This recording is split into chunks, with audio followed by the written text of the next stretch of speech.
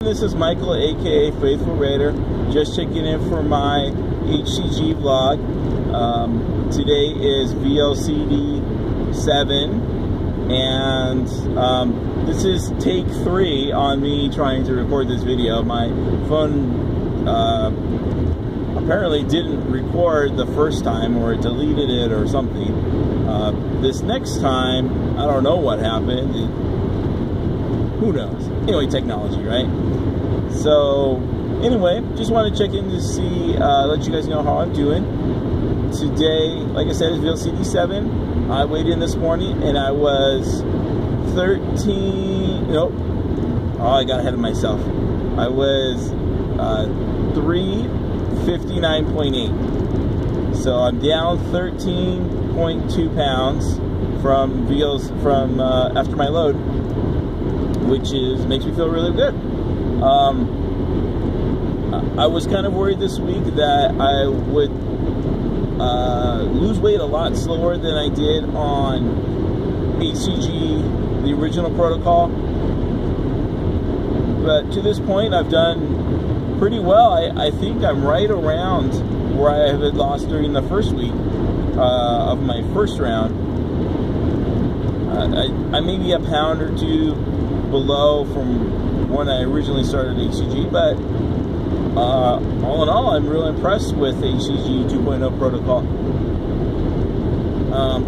It may be because, I don't know, I'm not too far off just the regular HCG protocol, except for the fact that my carbohydrate levels are much lower than HCG original protocol, which for me is probably helping to lose weight, even at the higher caloric intake. And I was trying to think about how many calories I'm eating a day, and I know I'm not getting anywhere to the max that I can have, which is 1,000, though technically it's 1,100 based on my weight, but it caps at 1,000. So anyway, for lunch today, I had 2 ground beef patties. So that was probably about, they weren't very big. I would say somewhere around 300 to 400 calorie range, though I'm guessing it's more closer to 3.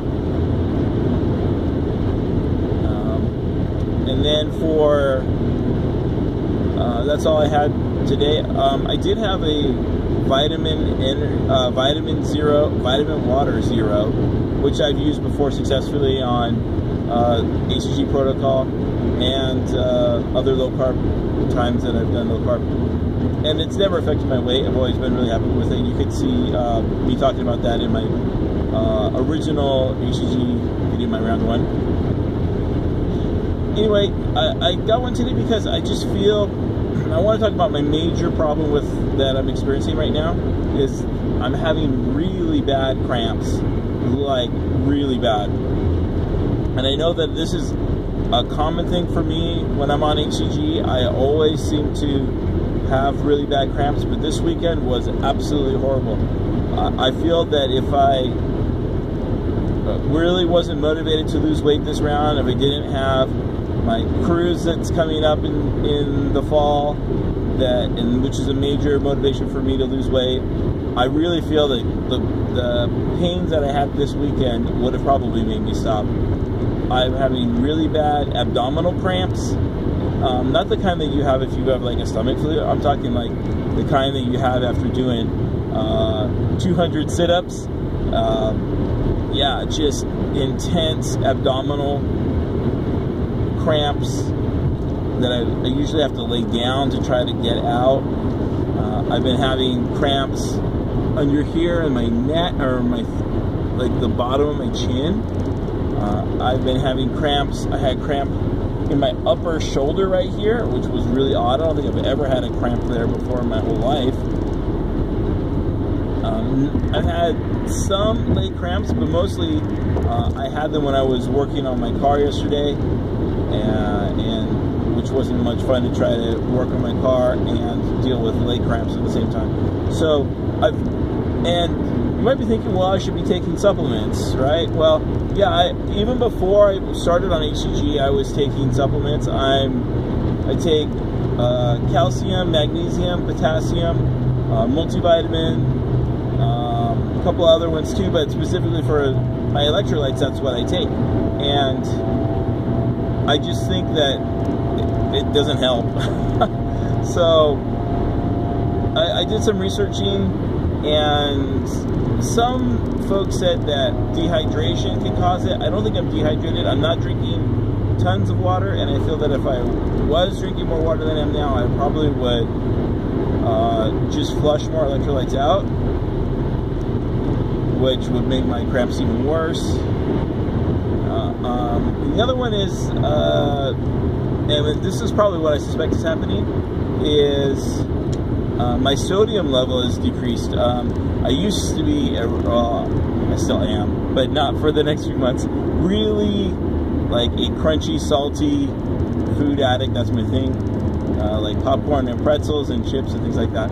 So that all has lots of sodium. So I think that right now my sodium level is way below what my body's used to, and that could be causing my cramps. So I tried adding a little bit of extra salt to my dinner last night. I don't know if it really helped any because I still had some cramps last night.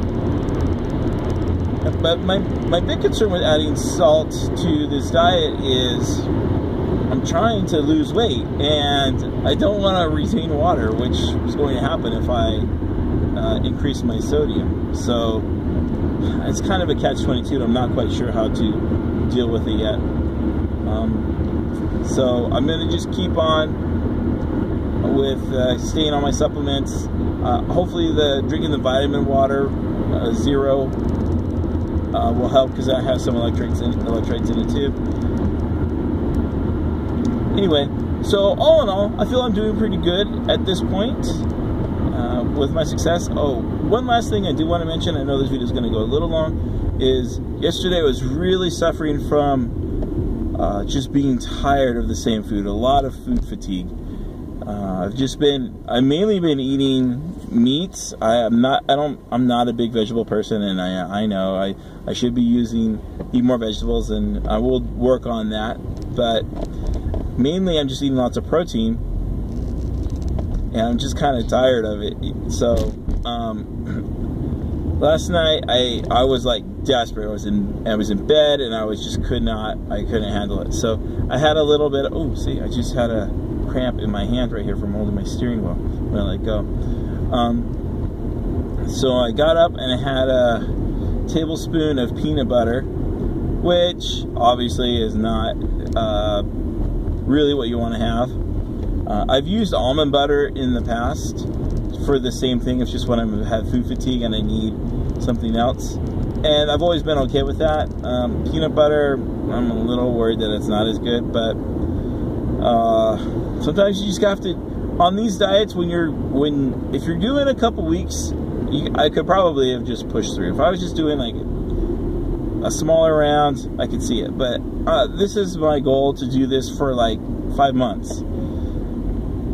So I need to be able to make decisions that are going to be able to keep my head in the game and keep me on this diet, and not have me like freaking out and just exploding and eating a dozen donuts and feeling guilty about it and quitting afterwards. So and that's, I think, what you really have to find on this diet is that balance of, okay, I'm doing good 95% of the time, and when I do make a cheat, the cheat is hardly, I mean, it's just barely off of protocol, you know.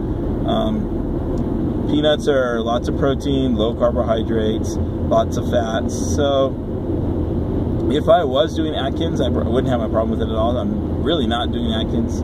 So, but still, I mean, it kind of curbed that problem of just feeling like I was so sick of eating meat, and it helps. And today's been a lot better. So I kind of want to have more of those at home, so when I experience that, I can return to that instead of just being frustrated, because again, this is a long road.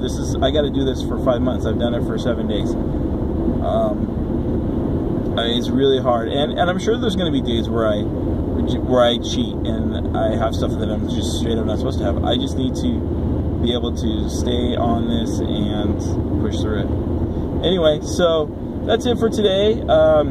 Just looking ahead, next week, or this week, is going to be the second week, which was traditionally horrible for weight loss, horrible on low carb. Just week 2 is just known for bad results with most diets, and low carb in particular. So just gonna really need to push through this next week, and once I pass the second week, I usually do really strong, and so we'll see how that goes. Anyway, thanks for tuning in. We'll catch you next time.